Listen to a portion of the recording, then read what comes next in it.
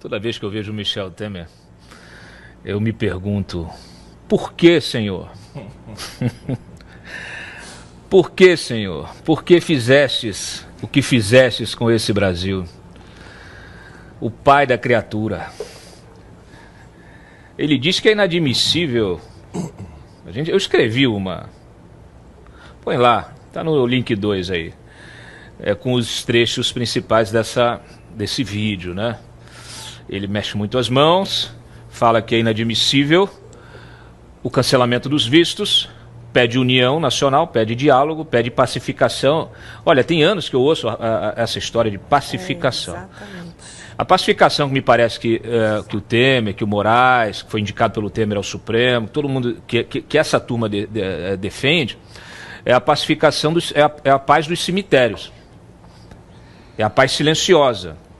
A paz em que outras vozes, as vozes críticas, as vozes discordantes da narrativa oficial, elas não existem no debate. Eu não vejo o Temer defender esse debate. Eu vejo falando muito de pacificação, de diálogo, mas diálogo com quem? Diálogo com quem? Qual é não há, vejam, percebam, você não vê nesse vídeo, nenhuma autocrítica ou nenhum recuo crítico sobre o quê? Sobre as condições que estão estabelecidas, sobre as críticas que são feitas pelo Trump e as condições que estão colocadas ali. E aí, Temer, diálogo se faz com quem está disposto a dialogar, com quem está aberto ao diálogo. Não me parece que esse seja o caso. O Lula não está aberto ao diálogo. O Lula chamou o Trump de nazista ainda na campanha. O Lula não construiu pontes para a abertura desse diálogo, nem institucionais. O Lula poderia ter dito assim, Itamaraty é o seguinte, o Mauro Vieira é o seguinte, eu tenho que ficar aqui falando para minha patota, para os meus eleitores radicais, então assim, eu não vou ficar aparecendo com o Trump, pelo menos por enquanto. Mas toca aí, porque senão vai dar ruim para nós. Ele não fez isso. Foi avisado, foi alertado, inclusive pelo pessoal da Anshan, da Câmara de Comércio. Eles fizeram um levantamento com os empresários, ouviram todos os empresários no início do ano, saiu matéria na imprensa em fevereiro, todo mundo avisando, falou, esse governo precisa abrir o diálogo com o Trump. O governo Lula precisa abrir o diálogo com o Trump, senão vai dar ruim para todo mundo. Foi avisado. Então agora, criticar uma medida de força, que é a anulação dos vistos desses ministros. Criticar por criticar? Ah, meu Deus, por que veio? Aí é tarde, senhor. É tarde, senhor. E o senhor é corresponsável por isso que está acontecendo. Deve estar com medo de perder o visto, pelo visto. Degô. Como você bem falou, Cláudio, é um dos pais da criança, é um dos responsáveis por tudo isso que está aí, por toda essa situação de deterioração institucional. É um grandessíssimo oportunista. O que o Michel Temer está fazendo não é política, é politicalha. E aí eu me valho de uma lição de Rui Barbosa, o Águia de Aia, que já há mais de 100 e tantos anos dizia que política e politicalha não se confundem, não se misturam, não se relacionam uma com a outra. Antes, política e politicalha, senhor Michel Temer, elas se excluem, se negam, se repudiam mutuamente. Porque a política que nós não temos no Brasil hoje, esse pessoal que está no governo, é a arte de bem gerir o Estado segundo princípios definidos, regras morais, leis escritas e tradições responsáveis. E a politicalha, senhor Michel Temer, é a indústria de explorar o Estado em benefício de interesses pessoais. E é isso que está em jogo. Essa turma que agora quer aparecer aí como salvadores da pátria, estão querendo criar a narrativa para a manutenção dos seus interesses pessoais. Como você bem disse, Cláudio, o diálogo é factível para aqueles que querem dialogar. O Michel Temer deu 3 exemplos. a abertura de canais diplomáticos, o contato, a diplomacia parlamentar ou legislativa e o contato direto entre chefes de Estado.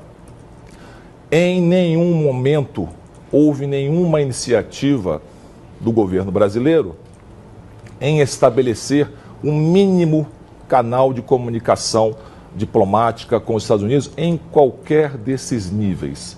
Seja a diplomacia parlamentar legislativa, seja o contato direto entre os mandatários, seja os canais diplomáticos que simplesmente não têm mais acesso às instâncias decisórias dos Estados Unidos.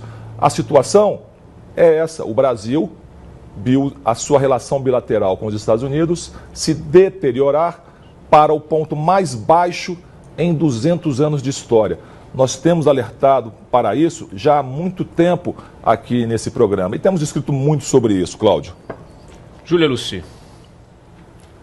Mais uma vez, o atropelo das normas jurídicas, é o atropelo do ordenamento jurídico nacional, ou seja, é a utilização de supostas leis ou interpretação dessas leis, dessas normas, para perseguir, para criminalizar movimentos de direita e, mais especificamente, o presidente Jair Bolsonaro e agora o deputado Eduardo Bolsonaro.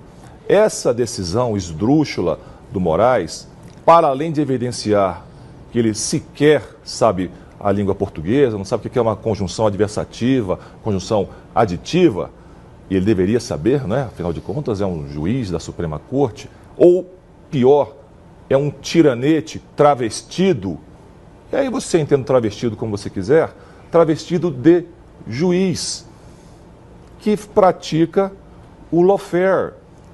Ele está perseguindo uma pessoa ou algumas pessoas ou um movimento de direita para atingir os objetivos pessoais do Alexandre de Moraes e do grupo que ele representa. Se não está, onde está a base jurídica para essa perseguição? Para esse tipo de medida restritiva? A própria lei não faculta ao aplicador da lei que ele decida se houve uma violação, se deve prender ou não. Se houve a violação, a medida deveria ter sido aplicada. Não estou defendendo a prisão de ninguém, muito pelo contrário. Sou apoiador do presidente Jair Bolsonaro, sou de direita, mas isso mostra que as medidas implementadas pelo senhor Alexandre de Moraes não têm a menor consistência, não têm a menor coerência, para além do fato de representarem pura e simplesmente perseguição, censura a todos nós, a você, a mim, a Júlia, ao Cláudio. É uma perseguição que é característica de tiranos, de regimes autoritários, Cláudio. Júlia Luci. A Carol falou tudo, né? Quando ela disse... No espectro da direita, eles têm esperado muito ansiosamente por essas sanções previstas na lei Magnitsky Global, que não são sanções contra o Estado brasileiro, que isso fique bem claro, mas contra pessoas, contra cidadãos, porque às vezes o pessoal fala, estamos torcendo para a aplicação de sanções contra o Brasil. Não são sanções contra o Brasil, são contra pessoas que são acusadas de práticas consideradas como ilícitas, como, por exemplo, violação de liberdades fundamentais, de direitos humanos, censura, coisas dessa natureza. E aí você pergunta, todos estão perguntando, por que é que o Trump não aplica logo a lei Magnitsky Global contra o Alexandre de Moraes, contra o Gilmar, contra o Barroso? É porque, para que essas sanções sejam aplicadas, elas precisam estar muito bem fundamentadas, exatamente para que se diminuam as chances ou as possibilidades de que elas venham a ser contestadas na Suprema Corte dos Estados Unidos. Então, cabe ao presidente norte-americano escolher o timing para a aplicação das medidas, mas isso não significa que elas sejam imunes a apreciação do poder judiciário norte-americano, que tende a ser, diferentemente do que acontece aqui no Brasil, um órgão muito técnico que se apega à legalidade, estritamente, não sobre a oportunidade, sobre a conveniência, mas sobre estritamente a legalidade. Então é por isso que o governo norte-americano está se cercando de todos os cuidados para minimizar a possibilidade de que essas sanções venham, de alguma forma, a ser contestada pela justiça norte-americana. Júlia. Perfeito. E a gente até precisa lembrar aqui que a aplicação da Lei Magnitsky, ela está na esfera